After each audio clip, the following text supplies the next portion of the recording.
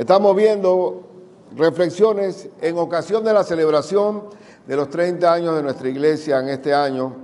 Vamos a ver temas, este es nuestro quinto tema sobre la iglesia y el mejor manual de lo que significa la iglesia de Cristo es el libro de Hechos, que habla del nacimiento y el desarrollo de la iglesia del Señor. Y hoy vamos a ver algo importante, que a mayor persecución, mayor expansión del Evangelio de Cristo. Se ha demostrado, los romanos, los 10 emperadores romanos que persiguieron al cristianismo, tipo anticristo, tipo bestia, que eran, entre más se perseguía, más crecía la iglesia del Señor. Y aquí vamos a ver el detonante, porque el Señor, antes de ascender a los cielos, ahí en el libro de Hechos, dice, pero recibiréis poder cuando haya venido sobre vosotros el Espíritu Santo, y me seréis testigos en Jerusalén, en toda Judea, en Samaria y hasta lo último de la tierra. El poder de Dios para cada uno de nosotros nos da el Espíritu para ser testigos del poder del Espíritu Santo y sobre todo del Evangelio. Entonces ellos, cuando Pedro se levanta en aquella ocasión, cuando vino el Espíritu Santo sobre ellos, en la predicación central de Pedro decía, ya Cristo viene, ya es una venida inminente. Inclusive todos esos hebreos o prosélitos que estaban celebrando la fiesta del Pentecostés se quedaron, no regresaron a sus lugares esperando la venida inminente del Señor. Y entonces se dio la mega iglesia de Jerusalén, pero a veces no oímos bien, ¿sabe? Y me seréis testigos en toda Jerusalén, en Judea, en Samaria y hasta lo último de la tierra. No era ser la mega iglesia de Jerusalén, era llevar el evangelio a todos los confines de la tierra. Entonces, a veces, ¿para qué fue lo que hizo que ellos salieran de Jerusalén y se expandiera el evangelio? La muerte de Esteban. Tuvo que venir un mártir, vino la semilla del mártir para poder que se expandiera el evangelio del Señor. Y eso es lo que vamos a ver. Cuando se da la muerte de Esteban, y Esteban predica un evangelio porque se le estaba acusando de que predicaba contra Moisés, contra el templo, contra la ley, contra las costumbres judaicas, y lo apedrearon, diciendo Esteban un gran discurso donde sustentaba que él, todo lo contrario, él sabía que Cristo venía de los judíos, pero sin embargo lo apedrearon y se dio entonces la persecución férrea contra el Evangelio del Señor. Y ahí es donde va a venir nuestra prédica. Hechos 8, y vamos a ver que dice que en Hechos 1, versículo 8, 1 al 3, y Saulo consentía en su muerte. ¿Cuál muerte? Saulo fue cómplice directo de la muerte de Esteban. Inclusive escondió las ropas de los que lo apedrearon. En aquel día hubo una gran persecución contra la iglesia que estaba donde en Jerusalén, y todos fueron esparcidos por las tierras de Judea y de Samaria, salvo los apóstoles. Póngase a pensar que el liderazgo principal se quedó en Jerusalén. Los que huyeron fueron los hermanos comunes y corrientes, los hermanos que habían sido discipulados, porque ahí en la Biblia habla de discípulos, de creyentes a discípulos, y fueron esparcidos por la provincia de Judea y de Samaria. Y ahí es donde yo quiero llegar, hermano. El Evangelio de Cristo está para que el hombre común y corriente conozca de primera mano la voluntad de Dios. No hay que ser tan intelectual para entender la voluntad de Dios, porque no es intelecto, porque el intelecto es el conocimiento, sino el hacer. Porque acuérdate que Cristo dice que el que oye la palabra y la hace es el que está construido sobre la roca. Y entonces el Señor quiere que gente común y corriente, esta gente que salió de Jerusalén, esparcido, fueron los que llevaron el poder del evangelio a todo el mundo, a todas esas provincias aledañas, comenzando con Judea y Samaria, salvo los apóstoles. Y hombres piadosos fueron y llevaron a enterrar a Esteban e hicieron gran llanto sobre él. ¿Se acuerdan de Esteban cuando estaba en sus últimas palabras? Que dijo, Señor, perdónalos, no les tomes en cuenta este pecado como Cristo. Y él vio, dice la Escritura, que él vio a Cristo, que estaba de pie, porque está en la King James, dice stand, estaba parado, recibiendo a su hijo apedreado. Los cielos fueron abiertos para él. Y así vamos a estar todos recibidos por el Señor en los aires, en el cielo, porque nosotros, nuestro punto, nuestra meta, nuestra mira debe ser en las cosas de arriba, no de la tierra, porque toda la tierra perece, se corrompe, se daña, hay robos, ladrones, pero en el cielo nuestras riquezas son inmutables, permanecen para siempre, y el oro lo vamos a pisar, imagínense ustedes. Entonces dice, y que hombres piadosos llevaron a Esteban, hicieron llanto sobre él, y Saulo asolaba la iglesia. ¿Qué significa el verbo asolar? Ahí se los puse abajo. Asolar significa arruinar, destruir, no dejar nada en pie. Eso es asolar, sacar de raíz el movimiento cristiano. Y Saulo era una especie de Gestapo alemana que iba de casa y entrando casa por casa. Fue detalle a detalle Saulo. Y Saulo, bendito sea el Señor, que el paladín de la iniquidad, Dios lo convierte después en el paladín de su evangelio. ¡Qué bárbaro! ¿Qué iba a saber el diablo que él iba a convertir al peor enemigo del evangelio en un gran furibundo predicador del evangelio? Entonces arrastraba, dice que arrastraba a hombres y a las mujeres y los entregara en la cárcel. Era una persecución férrea. Pero déjeme decirle, hermano, cuanto más arrecia la persecución, mejor crecimiento hay. Mucho mejor. ¿Sabe cuál va a ser una de las cosechas más grandes de toda la historia de la cristiandad? En los 7 años de la gran tribulación. Los 144,000 sellados por Dios se van a convertir en evangelistas en el mundo. Y cuando están en el cielo, cuando Juan ve la multitud de gente incontable, él pregunta, ¿y de dónde salieron estos? Estos son los que han salido de la gran tribulación. Quiere decir que hay una gran cosecha, porque donde arrecia la persecución, arrecia también la expansión del evangelio. Donde abunda el pecado, sobreabunda la gracia.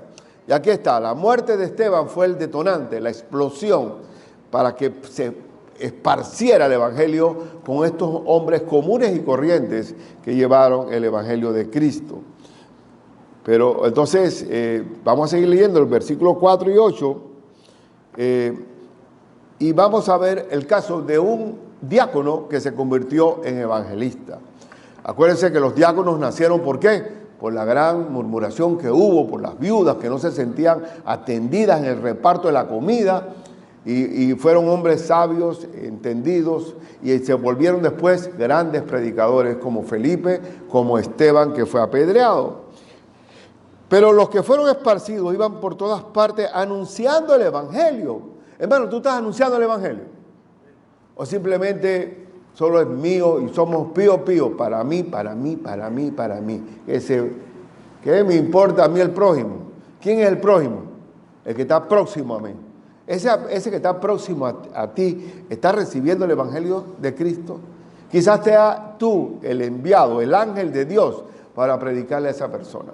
Tú, el que estás trabajando, la persona que está trabajando conoce el evangelio por tu boca. Tú tienes 8 horas trabajando con esa persona, quizás sea la única oportunidad que tiene para conocer el evangelio. Entonces tenemos que ser más proactivos. Estos judíos convertidos, el pueblo judío cuando se convierte de verdad es muy vehemente, muy contundente en su trabajo. Y aquí vemos que la gente, y entonces Felipe, descendiendo a la ciudad de Samaria, les predicaba a Cristo. ¿Samaria? Si los judíos cuando pasaban por Samaria no le hablaban a nadie, porque para los judíos esas eran gente como unos animales. Ellos no tomaban ni un vaso de agua de Samaria. Eran odiados también porque eran mezclados. Ellos venían cuando estuvo el imperio medo-persa, fueron combinados, hubo mezcla, supersticiones. Los samaritanos estaban inundados de superstición y de brujería y de ocultismo. Pero sin embargo, en esa Samaria, ¿se acuerdan cuando Cristo da el ejemplo de aquel hombre que fue que fue asaltado por ladrones y que pasó el escriba, pasó el sacerdote y el único que le tiró la mano, ¿quién fue? Un samaritano. Y aquellos 10 leprosos, que uno fue el que dio las gracias, ¿qué era? Un samaritano. Y aquella mujer que predicó a la ciudad de Sicar, al pueblo, todos se convirtieron. Los samaritanos se convirtieron sin que Cristo mediara un solo milagro. Y Cristo haciendo milagros en Jerusalén, aún así lo querían matar porque estaba violando el sábado. ¿Recuerdan? Así que nosotros no tenemos que hacer acepción de personas. El cristiano no puede tener el espíritu de Jonás. ¿Se acuerdan que Jonás predicó, pero predicaba para juicio? En el corazón de Jonás quería que Dios le tirara la bomba atómica sobre Nínive. Y se enojó cuando se convirtieron. Y hasta todos ayunaron en Nínive. Hasta los animales, al rey ayunó y se convirtieron. Y Jonás se puso bravo. Nosotros no podemos ser tipo Jonás. Vamos a predicarle. Es que no hay samaritanos. ¿Tienes tú algún tipo de racismo contra alguien? ¿O consideras que fulano de tal o sutano o esa raza no merece la salvación? Todo, no podemos hacer acepción de personas. ¿Se acuerdan de los Boanerges? ¿Por qué Cristo le puso a Juan y a Jacobo los Boanerges? Porque ellos no atendieron al maestro cuando pasaba por Samaria y les dijo ellos le dijeron, Señor, manda fuego del cielo contra estos samaritanos. Y dicen, pero ustedes no saben qué espíritu soy yo. Ese no es el espíritu del Señor. El Señor vino a salvar, no a condenar. Y bueno, entonces aquí están los samaritanos. ¿Cómo reaccionaron los samaritanos ante la predicación de Felipe? Y la gente unánime, escuchen, unánime, escuchaba atentamente las cosas que decía Felipe. Bendito Dios. Eso me pasó en Cuba cuando prediqué ahí en una casa. Es como todos oyendo unánimes, atentamente. Y cuando le compartí el evangelio, todos dijeron sí. Una atención perfecta, porque donde abunda el pecado, sobreabunda la gracia. Y la gente unánime escuchaba atentamente las cosas que decía Felipe, oyendo y viendo las señales que hacía. Hermano, yo creo absolutamente, siendo un pastor bautista, que el Señor acompaña con milagros y señales cada vez que predicamos el evangelio. Cada vez que encontremos una casa acorralada por la maldad, por la prueba, por el fuego de la enfermedad, Dios muestra su poder a través de señales y milagros. Usted no dude que cuando está predicando el evangelio, ore por cualquier necesidad que haya en esa casa y Dios va a responder. Porque Dios acompaña, respalda eso. Porque por un lado Mateo dice, id y haced discípulos a todas las naciones. Pero por otro lado, Marcos dice, acompañando con que serán liberados los demonios, hablarán nuevas lenguas, hablando de que vamos a aprender nuevas lenguas en la expansión del evangelio, sanarán enfermos, pondrán sus manos sobre los enfermos y sanarán. ¿Se acuerdan todo eso? ¿Por qué? Es discipulado con señales. Y yo creo absolutamente que eso es así. Es así. Entonces ellos veían las señales que hacía Dios a través de Felipe. Porque de muchos que tenían espíritus inmundos, los primeros que no estaban convidados a estar eran los demonios. Salían estos dando grandes voces. Y muchos paralíticos y cojos eran sanados. Así que había gran gozo en aquella ciudad. Esa ciudad fue una Navidad porque vino Cristo a Samaria. Ahí vino cojos, paralíticos.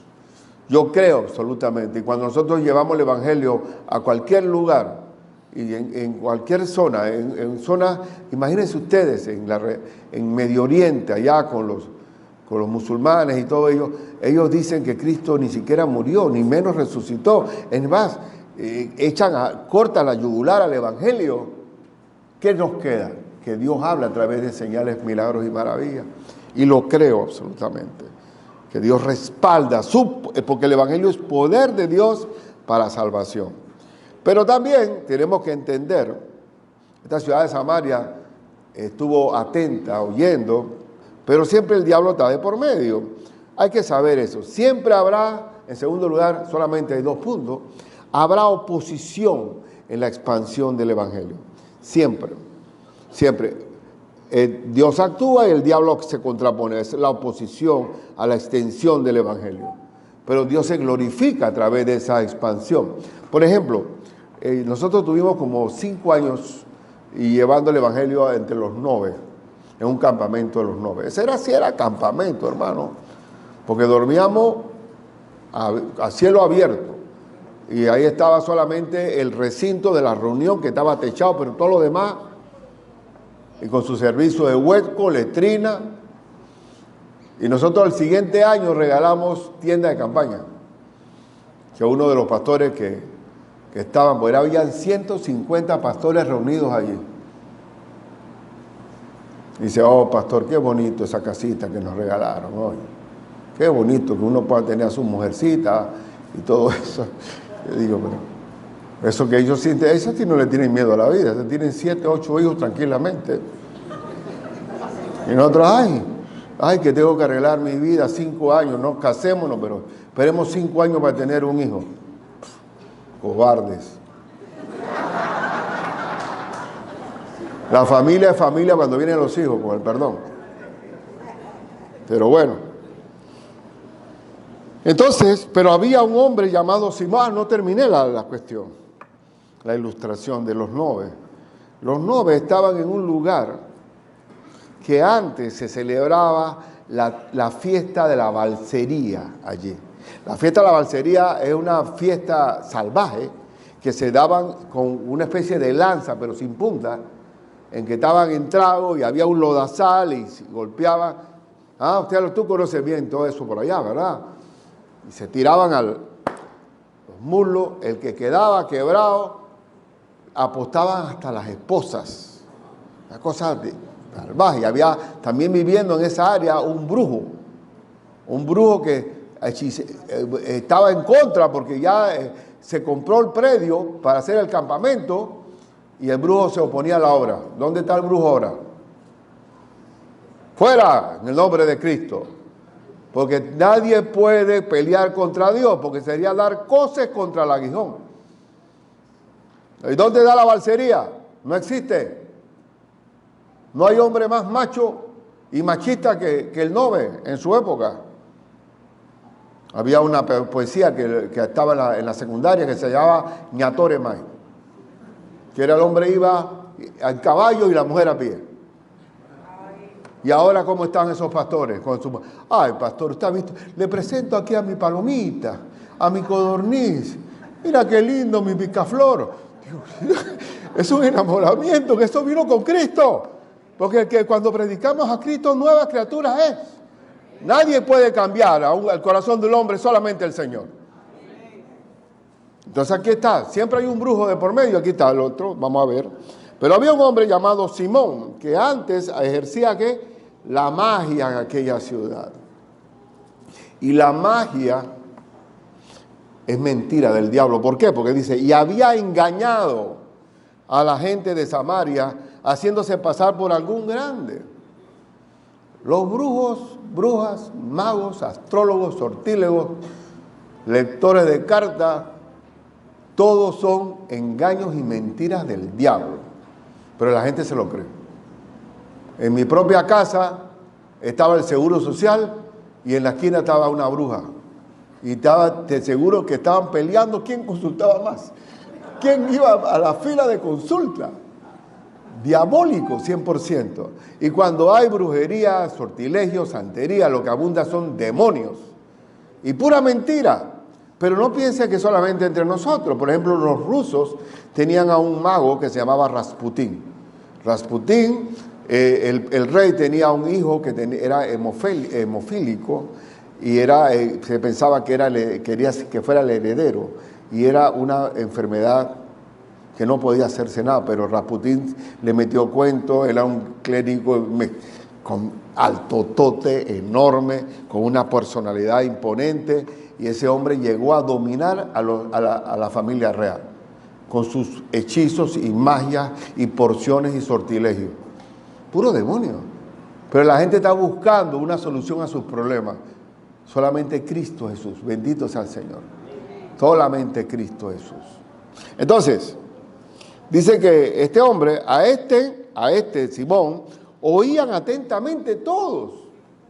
Tenía influencia sobre Samaria, desde el más pequeño hasta el más grande. Tenía una alta reputación de poder, diciendo, este es el gran poder de Dios. Tenía una alta reputación del poderío, del magnetismo, de la magia. Y dice que, y le estaban atentos, porque con sus artes mágicas les había engañado, ¿qué? Mucho tiempo. Señor, reprendo al diablo de cualquier espíritu de adivinación, de sortilegio, y yo estoy contento en mi Panamá porque predicamos el Evangelio, porque si no se predica el Evangelio, lo que hay es oscuridad en nuestras calles, porque Cristo es la luz del mundo. Y sigamos hablando del mago. El verso 12 dice, pero cuando creyeron a Felipe, que anunciaba el Evangelio del reino de Dios y el nombre de Jesucristo,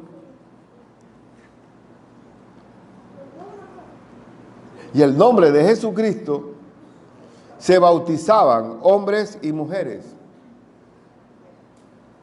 ¿Qué tanta demora hay entre recibir a Cristo y el bautismo? Está bien, están pegados, están muy ligados. Pero nosotros acá en nuestra iglesia bautizamos después de la tercera lección, para asegurarnos que efectivamente usted recibió a Cristo y si está arrepentido de sus pecados. También creyó Simón mismo. ¿Habrá creído de verdad Simón?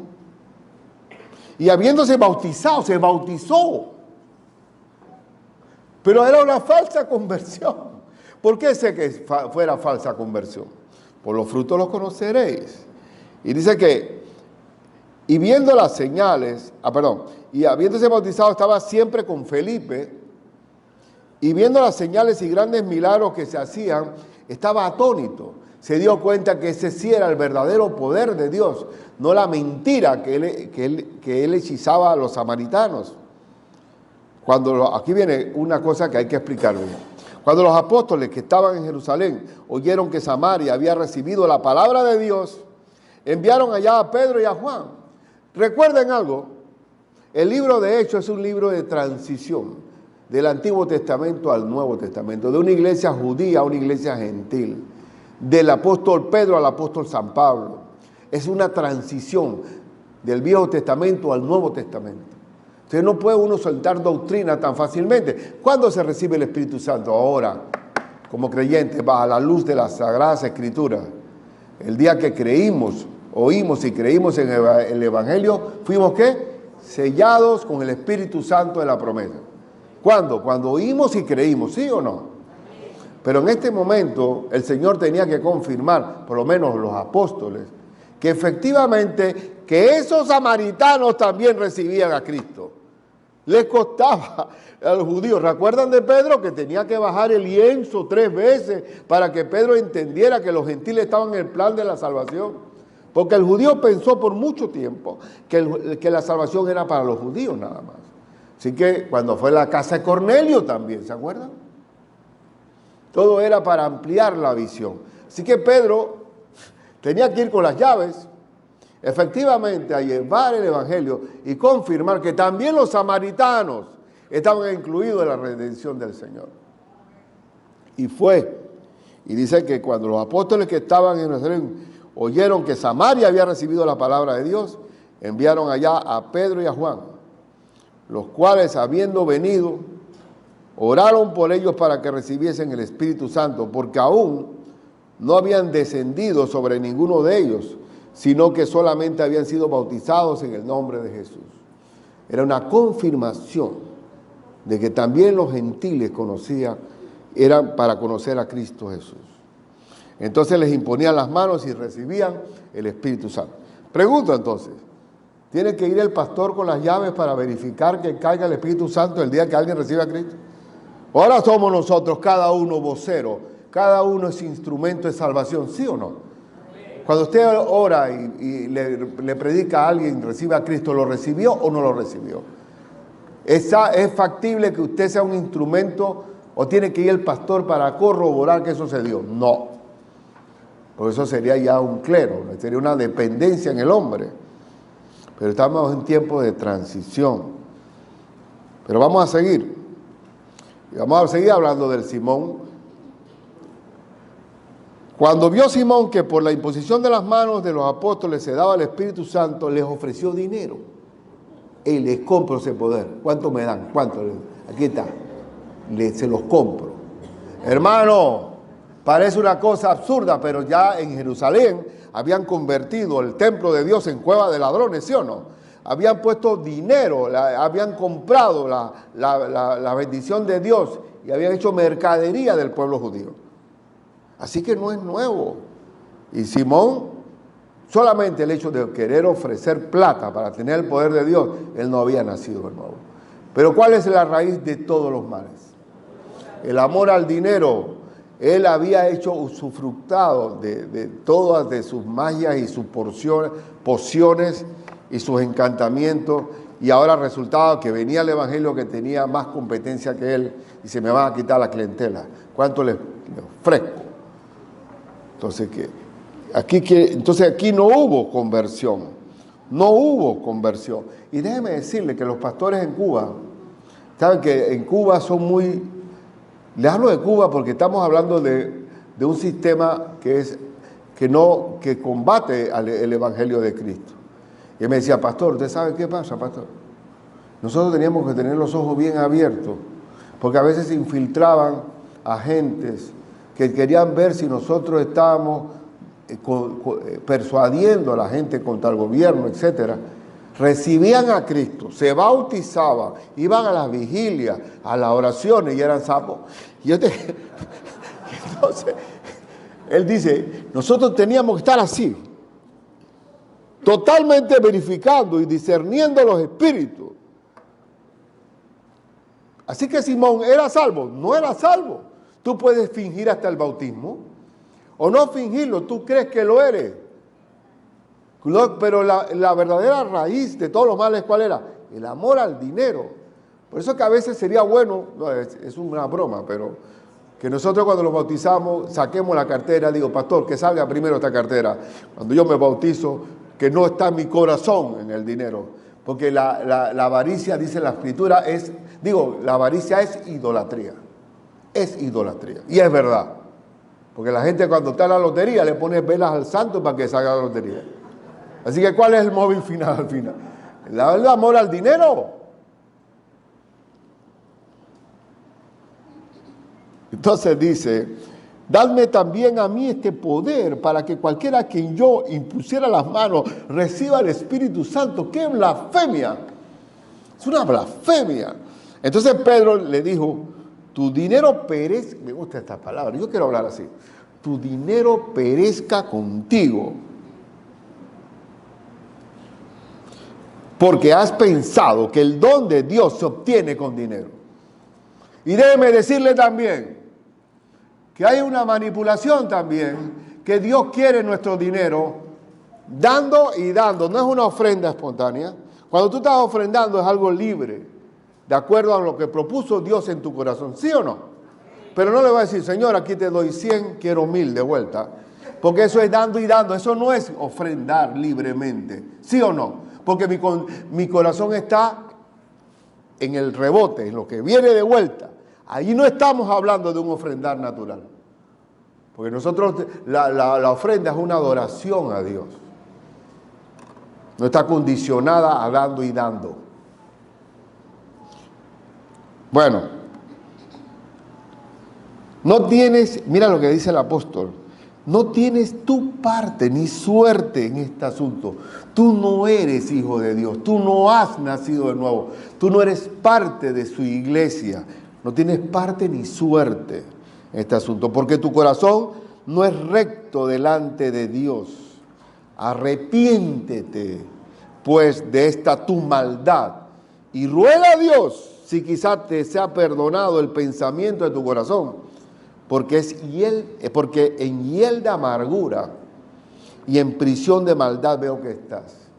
Y eso es verdad. El avaro se queda convertido en una amargura. Todo lo hace por conveniencia, buscando siempre la doble intención.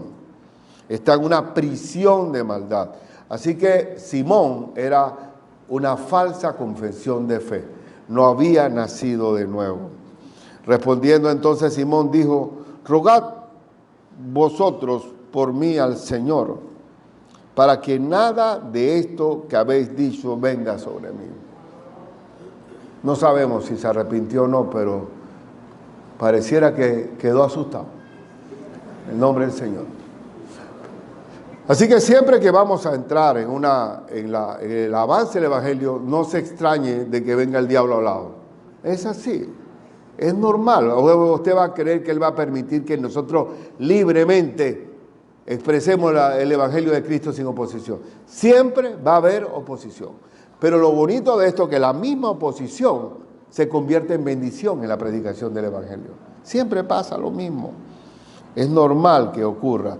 ¿Se acuerdan cuando Pablo y Bernabé y también Juan Marcos fueron a Chipre, a la isla de Chipre? Y allá en la isla de Chipre estaba un procónsul, que era el principal de la isla, y tenía a un demonio, a un diablo al lado que se llamaba Bar Jesús, ¿se acuerdan? Que se oponía a que Pablo le hablara al cónsul, al procónsul. Y Pablo, hijo del diablo, te reprendo. Y quedó ciego por un tiempo. Y el cónsul, cuando vio eso, recibió al Señor. Se ablandó totalmente, viendo el poder de Dios actuando. Así que siempre va a haber oposición. Esta iglesia, si no lo saben, se lo digo desde ya. Esta iglesia, cuando se construyó, aquí se recogieron firmas por toda esta barrera hasta más allá, oponiéndose a la construcción de esta iglesia. ¿Pero dónde estamos? Estamos aquí. Estamos aquí. Bendito sea el Señor.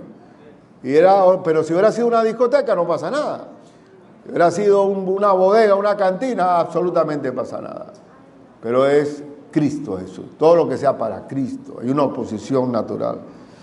Entonces, vamos a ver también que Felipe sale del área de los samaritanos y va Dios, el mismo Espíritu Santo lo envía al camino hacia Etiopía. Y vamos a ver en Hechos 8, 26 al 29, el caso del eunuco etíope. Un ángel del Señor habló a Felipe diciendo: levántate y ve hacia el sur.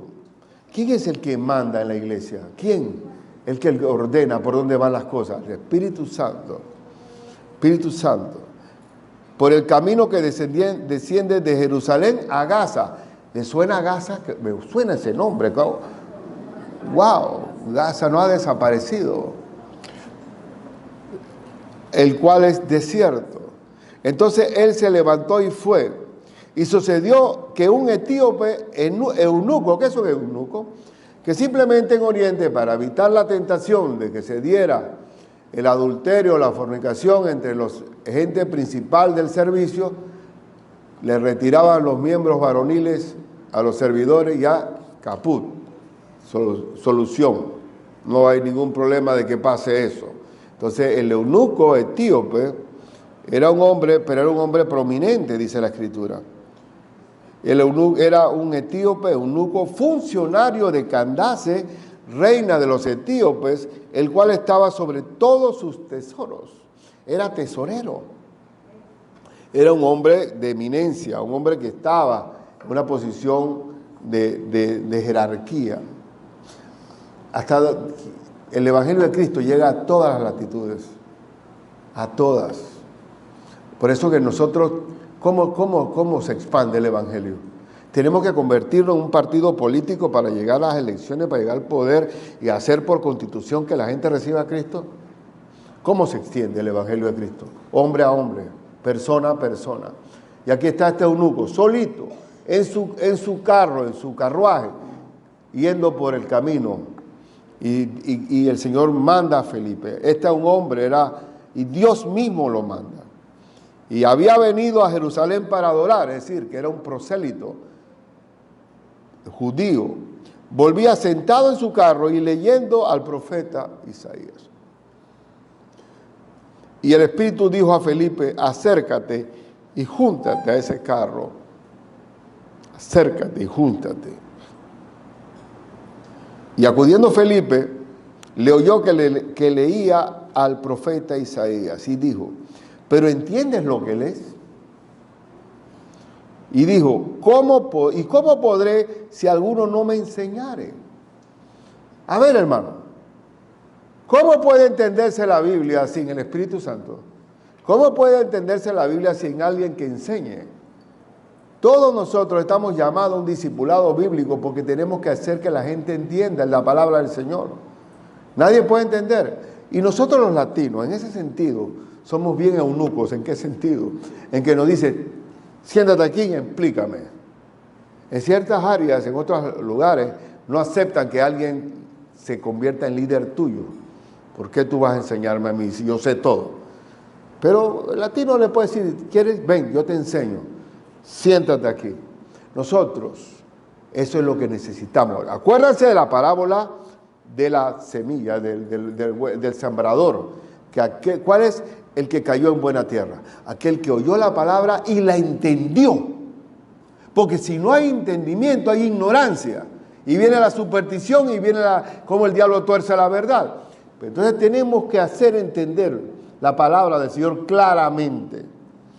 Y aquí el eunuco le dice, y rogó a Felipe que subiese y se sentara con él. El pasaje de la Escritura que leía era imagínate, qué diosidencia. Como oveja a la muerte fue llevado y como cordero mudo delante del que lo tranquila. ¿De quién está hablando? Directamente, de nuestro Señor Jesucristo. ¿Cómo Dios hizo que ese hombre leyera específicamente ese pasaje? Y acuérdense que en el tiempo bíblico no estaba, bueno, vamos a leer Isaías 61, sería, no me acuerdo cuál es el texto aquí, el número tal. No, eran todos 53, pergaminos y pergaminos, como cuando Cristo leyó el texto allá en Nazaret, que se había cumplido esa escritura hoy, pero ¿cómo tú vas a encontrar? Y ahora, con la vagancia que tenemos de tener los capítulos, tenerlos hasta en celulares, tenerlos hasta por los ojos la Biblia, es cuando menos se lee. Una cosa extraña totalmente. Ahí estaba leyendo Isaías. Y dice que así no abrió su boca, en su humillación no se le hizo injusticia, mas su generación, ¿quién la contará? Porque fue quitada de la tierra su vida. Dios mío, todo cristocéntrico. Y respondiendo el eunuco dijo a Felipe, te ruego que me digas, ¿de quién dice el profeta esto? ¿De sí mismo o de algún otro? Entonces Felipe, abriendo su boca y comenzando de esta escritura, le anunció el evangelio de Jesús. Y hermano, ellos no iban en carro, iban en una carreta, así que hermano, ese camino era largo. A paso de carreta fue enseñándole todo. Y dice que yendo por el camino llegaron a cierta agua. Y dijo el eunuco, imagínate, ya le había explicado hasta que el bautismo era parte de las ordenanzas de Cristo. Y dice, aquí hay agua. ¿Qué impide que yo sea bautizado? ¿Será por ser eunuco? ¿Tendría algún impedimento? ¿Hay algún impedimento, pregunto a ustedes, para bautizarse en el nombre de Cristo? Una mujer que está viviendo en concubinato con otra o con otro hombre y resulta que recibe a Cristo, tú le dices, no, usted tiene que dejar a ese hombre ya. Y tiene que ir hasta tratar de de cambiar toda su vida vieja por una nueva, cuando no es así. Aquí uno va aprendiendo a cambiar obedeciendo paso a paso lo que el Señor ordena. ¿Y cuál es el primer mandamiento? ¿Cuál es la primera? Sí, mandamiento, porque es un mandamiento. ¿Cuál es la primera orden que da el Señor al recién convertido? Bautícese. ¿Qué hizo Cristo antes de abrir su boca? Bautizarse. No hizo ni un solo milagro. Entonces tenemos que seguir el patrón del Señor Jesucristo. Y entonces el eunuco dijo, ¿qué impide que yo sea bautizado? Y Felipe dijo, si crees de todo corazón, bien puedes. Hermano, quiero decir algo aquí. En ciertas versiones bíblicas modernas, que para mí no tiene que ver con modernismo eso, me huele el rabo del diablo metido allí, que dice, si usted quiere búsquela y revísela. Por eso es que nos gusta mantener el testimonio de la Reina Valera 60, porque hay versiones modernas que dice, y el eunuco dice, ¿qué impide que yo sea bautizado? Brum, silencio. Y allá abajito, en versiones más recientes dice que el eunuco contestó, ¿qué te pasa a ti? ¿Cuándo en la Biblia ha habido una pregunta que no se conteste? Y se deja un vacío de que en versiones anteriores no aparecía eso. Tenemos que tener la seguridad de que nuestra Biblia es una Biblia santa, con testimonio de sangre. Y es tal cual. Siempre Satanás ha querido dos cosas. O echar a perder el testimonio del predicador, o echar a perder el contenido santo de la palabra. Son dos ataques siempre. ¿Qué impide que yo sea bautizado? Y el único requisito para ser bautizado, ¿cuál es? Y dijo el Señor, si crees de todo corazón, dice Felipe, bien puedes. Y respondiendo dijo, creo que Jesucristo es el Hijo de Dios, aleluya. Y mandó parar el carro, él mismo lo mandó a parar, porque el chocochero iba a escuchar a su jefe. Y descendieron ambos al agua, no es que vino con una vasija a echarle en la cabeza al hombre. Descendieron a ambos al agua. Y Felipe y el eunuco, y le bautizó. Cuando subieron del agua, el Espíritu del Señor arrebató a Felipe, y el eunuco no le vio más, y siguió gozoso su camino.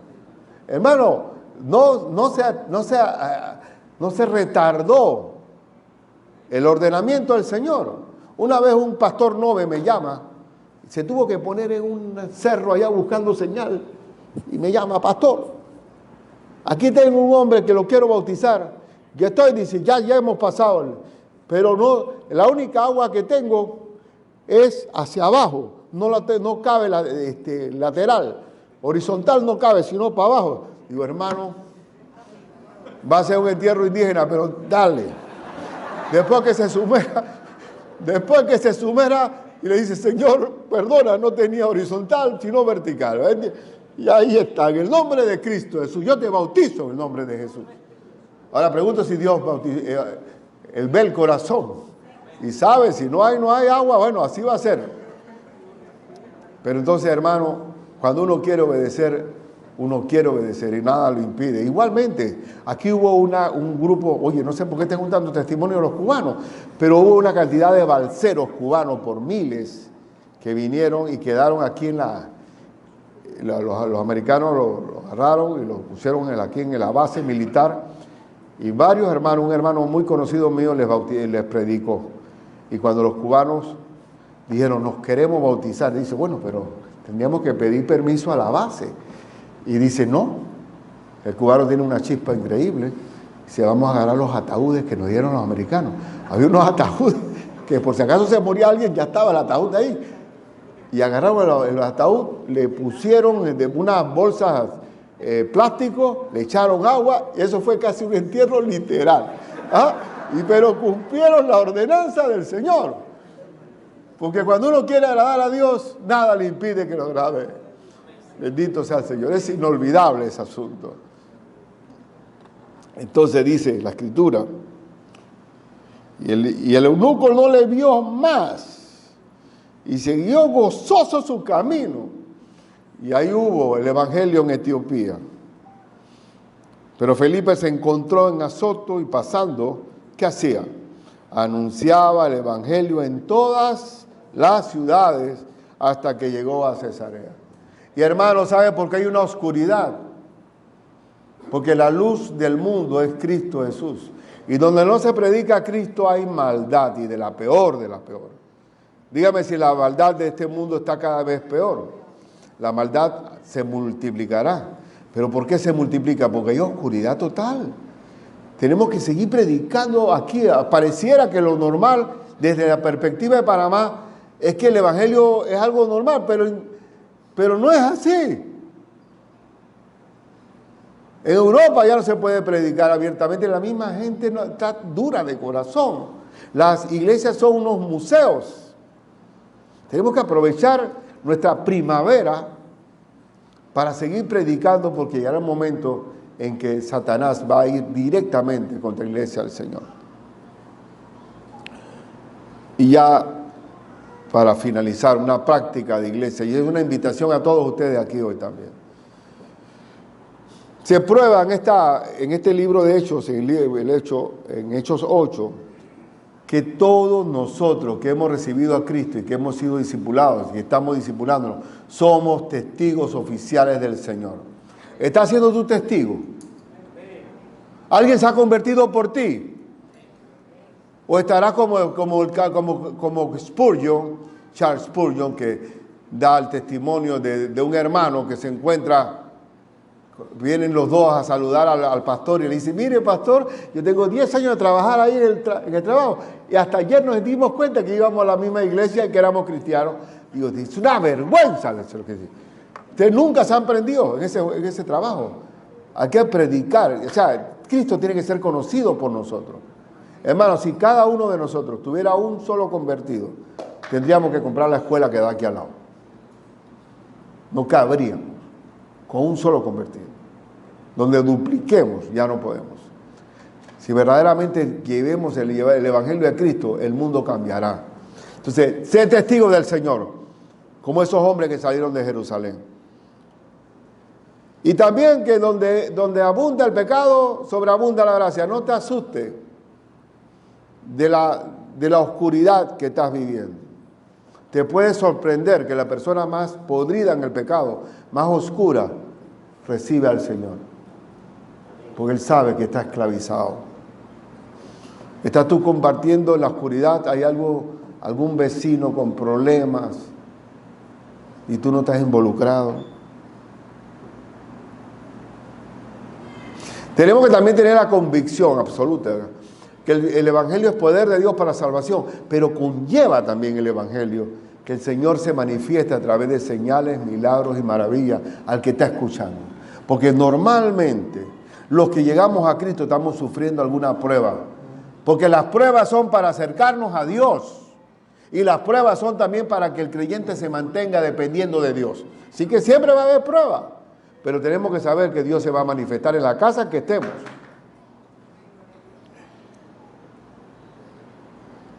Y también tenemos que ver normal que tenemos una lucha contra carne y sangre, no contra carne y sangre, sino contra principados, potestades, contra enemigos del Señor en la oscuridad.